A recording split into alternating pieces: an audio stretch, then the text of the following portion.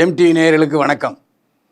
இப்போது நாம் பார்க்க போவது ஹிட் 3 படத்தின் திரை விமர்சனம். ஹிட் 3 படத்தில் நானி, ஸ்ரீநிதி ஷெட்டி, சூர்யா ஸ்ரீனிவாஸ், அதிதி பாலா, சமுத்திரகனி, ராவ் ரமேஷ், கோமளி பிரசாத், மகதி ஸ்ரீநாத் ஆகியோர் நடித்திருக்கிறார்கள்.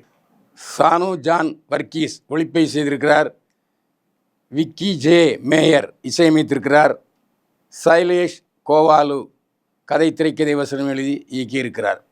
இது ஹிட் 3 தேர்ட் கேஸ். இந்த படத்துலேயும் தொடர்ந்து நானி காவல் அதிகாரியாக நடித்திருக்கிறார். காவல் அதிகாரின்னா ரொம்ப முரட்டுத்தனமான காவல் அதிகாரி. சட்டத்தை மீறி சட்டத்தை தன் கையில் எடுத்துக்கொண்டு விழுன்னு வெளுத்துருவார். ஸோ அவரை பேரை கேட்டாலே அந்த ஸ்டேட்டே நடுங்கும்.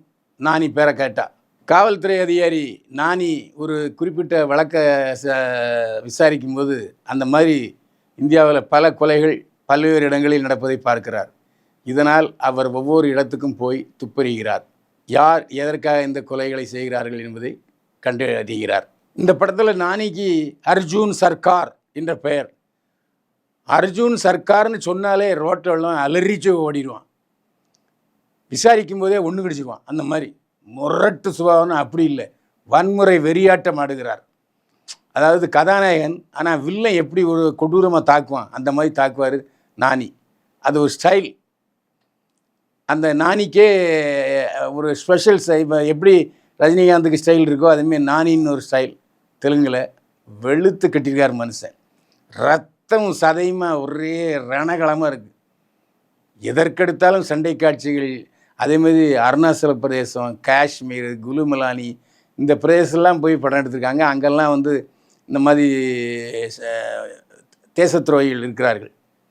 இந்த படத்தை பார்க்கும்போது இன்டர்வலுக்கு அப்புறம் சூர்யா நடித்த ரெட்ரோ படத்தின் காட்சிகள் ஞாபகம் வருது. ரெட்ரோ படத்தில் சூர்யா அந்தமான் தீவுக்கு போவார். இவர் வந்து நம்ம அருணாச்சல பிரதேசத்துக்கும் காஷ்மீருக்கும் போகிறாரு. அங்கே ஒரு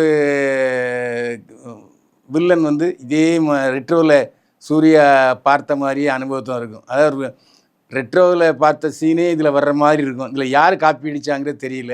ஒருவேளை ரெட்ரோ இயக்குனரும் சரி, தேர்ட் கேஸ் ஹிட் 3 இயக்குனரும் சரி,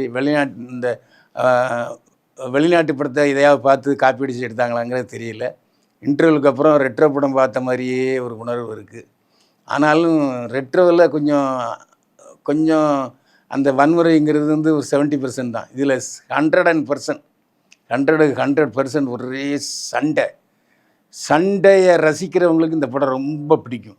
அதுமாதிரி இன்வெஸ்டிகேஷனும் பரபரன்னு போயிட்டுருக்கு. என்ன தெலுங்கு படத்தினுடைய தமிழாக்கம் ஹிட் 3 தேர்ட் கேஸ். கதாநாயகி ஸ்ரீநிதி ஷெட்டி. இவருக்கு அதிகமாக வேலை வாய்ப்பு இல்லை, போலீஸ் அதிகாரி. ஆனாலும் கொஞ்சம் அவருடைய பார்வை, காதல் பார்வை நானி மேலே விழுது. கொஞ்சம் காதலிக்கிற மாதிரி தெரியுது. ஒரு பாடல் காட்சியும் இருக்கிறது. இந்த படத்தில் சமுத்திரகனி நானியோட அப்பாவாக வருவார். அவரும் ஒரு போலீஸ் அதிகாரி. ஆனால் ஒரு நியாயமான போலீஸ் அதிகாரி. ஒரு நியாயமான போலீஸ் அதிகாரிக்கும் உடனே தண்டனை கொடுக்க வேண்டும் என்று சட்டத்தை தன் கையில் எடுத்துக்கொண்டு அதிகபட்சமாக ஆடுகிற நானி. 2 பேரும் வேறு ஃபோர்ஸ் காவல் அதிகாரிகள். இதில் வந்து வெளிநாட்டு சதிகளும் இருக்குது படத்தில். அதில் கொஞ்சம் மோல்டு பண்ணியிருக்காங்க. கிட்டத்தட்ட பாகிஸ்தானியர்களா என்பது நமக்கு தோன்றுகிறது. இந்த படத்தில் ஒளிப்பதிவு ரொம்ப பிரமாதம். சிம்லாலாம் பார்க்கும்போது நம்ம கமல்ஹாசன் படத்தில் அந்த காட்சிகள்லாம் நமக்கு நினைவு வருகிறது. எப்போவுமே அந்த எல்லையில் இருக்கிற பாகிஸ்தானிகள் எல்லோருமே இந்தியாவுக்கு எதிராகத்தான் இருக்கிறார்கள். இந்தியாவுக்கு எதிராக சதித்திட்டம் தீட்டி கொண்டிருக்கிறார்கள் என்பது இந்த படத்தில் உறுதி செய்யப்பட்டிருக்கிறது. 3 பாடல்கள் மிகவும் அருமையாக இருக்கிறது. இசையமைப்பாளர் பாராட்டப்பட வேண்டியவர் தான். இந்த படத்தினுடைய இயக்குனர் நானிக்காகவே ரெடிமேட் ஸ்டோரி தயார் பண்ண மாதிரி ஒரே சண்டே லவ்னு போகுது. படத்தில் காமெடி இல்லை.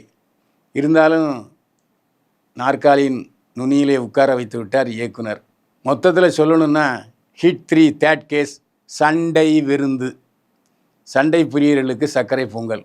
Hit 3 third case. வயல்வான் பார்வையில் 100க்கு 50 மைப்பெண்கள். மீண்டும் சந்திப்போம். வாழ்க வளமுடன்.